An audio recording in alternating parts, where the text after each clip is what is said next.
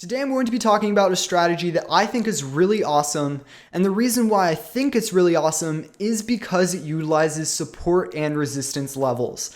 Now I know what you're thinking, support and resistance levels, that's literally day one. That's what I learned whenever I first Googled how to become a day trader. However, here's the thing that I like so much about this support and resistance idea. Support and resistance levels are something that you can use, again, on the first day that you learn how to be a trader, but it's also something that you can use as you become more experienced and develop some really cool, more advanced strategies based off of these levels. Support and resistance points are always going to see increased volatility and increased volume, and that's why it gives so many traders an opportunity to try to make profit off of them. So the strategy that I'm going to be talking about today is false breakout trading strategy. So basically, you know that time when you always lose money because of false breakouts? Well, guess what? You can actually make money from them. And the strategy that I'm going to be explaining in this video is actually what banks are using in order to profit off of a lot of these false breakouts. There's a reason why all of these false breakouts occur, and I'm going to go more in depth into that as well within this video when explaining the strategy. But before I get into the video, make sure to like and subscribe if you'd like to see more content like this. Also, make sure to join my free Discord group down in the description down below to join our amazing community of like-minded traders. We trade stocks, Forex, and cryptocurrency. So whatever you trade, make sure to join, and we are happy to have you. But anyways, let's get right into the video. Obviously, I assume that most people watching this video know what a support and resistance level is, but if you don't know, it's basically just 3 tests of a price level within a currency or an asset. So in this specific example, I'm going to be using Forex. However, this can apply to other markets as well, whether it be stocks or cryptocurrency. And I'm also going to go over some scenarios that tend to be the most profitable in identifying false breakouts. But so the first thing, I found a support level on Euro USD 3-day candles. As you can see, 3 tests of this support level. And then here we have the false breakout right over here. So I sort of, made some detailed descriptions for this, and I'm going to go over that right now. So what happens up to a false breakout? Why do false breakouts occur? If you want to successfully use the strategy, you need to understand why they occur so that you will be able to better identify when they are going to occur as well. So as a price nears a support, what we see here in this yellow zone is we see all of the short sellers closing their position. So the price moved down to the support level, whether it be because there was some news or because there was some outside factor or because people were bearish. And then as it got closer to it, we can see this little red zone right here where it bounced off of the support level. And that is because, once again, all the short sellers, they see the support level, they want to take profits on their short, and as they close it, the price goes up. However, finally, here we see the breakout. So this is when most people would expect, okay, now we broke the support level and we are just going to crash, all the way down whatever X%. However, this is where the false breakout comes in. What you need to understand is that a false breakout, what it allows traders to do is it gives them a huge pocket of liquidity to take advantage of. If you see this little blue point right here, think about what you would normally be doing at this level. Well, you would be opening a short. You see it break the support. You think it's going to continue to go down. So if you're a basic new trader to the market, you are smashing your mouse button trying to open as large of a short as possible so that you can take advantage of this. And what else are you going to be doing? Well, you're going to open a short here, and then you're going to set your stop loss right around this level. So you're going to be setting your stop loss somewhere around here, and you're going to be opening your short somewhere in here. Now, this is something that everyone else can take advantage of. Let's say that I'm a bank and I want to open a $1 billion position in Euro USD. I want to move the markets as least as possible. So I want to wait for a zone where there's a lot of liquidity flowing into market. I want to wait for a lot of people to be selling so that I can buy that and make that $1 billion enter at a really good price point. Well, what's a better price than at a support level? What's better than at a support level is below that support level. So you see the price break below the support level, huge access to liquidity from everyone shorting and everyone selling and everyone closing their long positions. Then you have these large traders step in, they start entering all of their long positions as they get this huge pocket of liquidity, and then they move the price back up. And that's when you have the false breakout form. Now you might be wondering, well, why did the price continue to move up after the false breakout?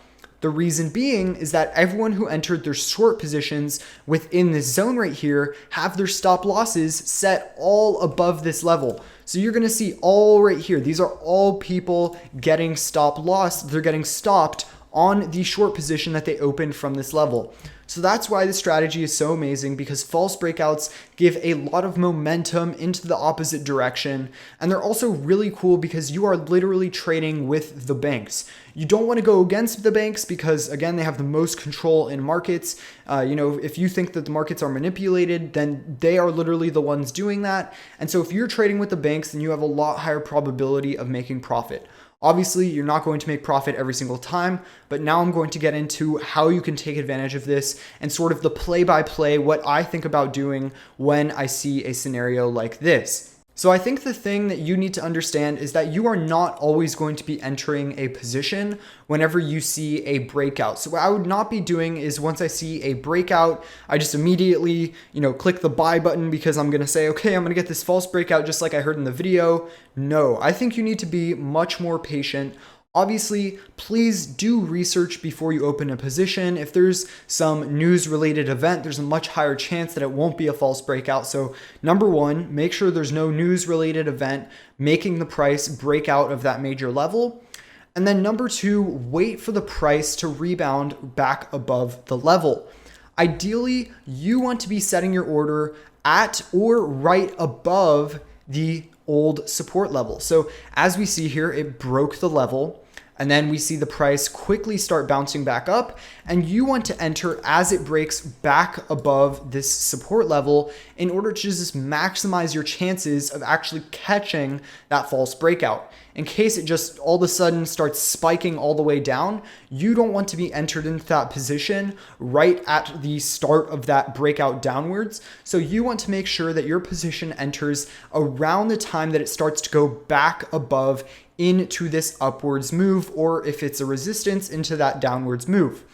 Finally, once you have entered your position in the long, in this example, so I enter my long right as it goes back above the support level, then I would recommend looking at the ATR or your preferred method of setting a stop loss. So in this example, if I'm using the ATR, then you can see here, what the average move is, and then you can calculate where you want to set your stop loss. Or you can set your stop loss some amount below the breakout level. I would never set your stop loss at a specific point that it hit before, because there's a high chance that, some manipulators or someone is going to just try to break that level again to get access to more liquidity. So in this example, I would set my entry level right around right here.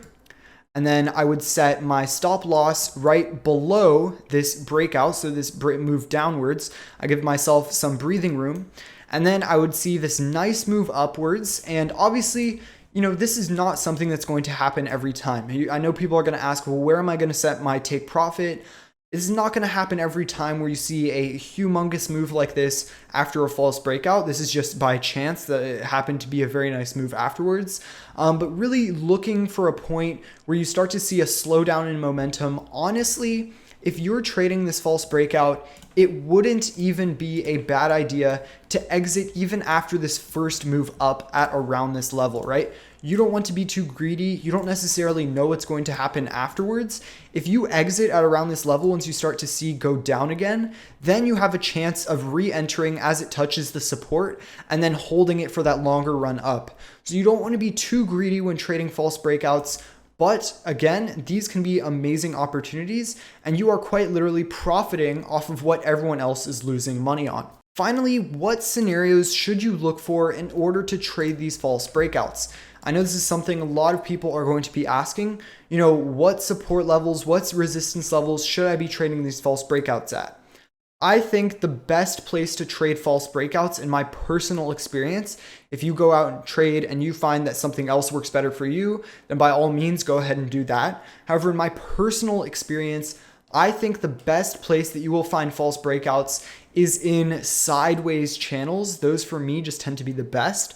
And especially whenever they have, it's a very strong level. So for example, Euro USD, that's a major currency pair. You see 3 tests of this level. There's no major news that's making it go down. This is literally the perfect setup for a false breakout, right? You want to look for those perfect setups and you don't want to overtrade this because again, if you do this a little bit too aggressively, then there is a chance that you could end up losing money. So be careful, use this in a smart way. And of course, if you don't end up using this strategy, at least try to integrate this into your own personal trading strategy in order to try to take advantage of this amazing opportunity.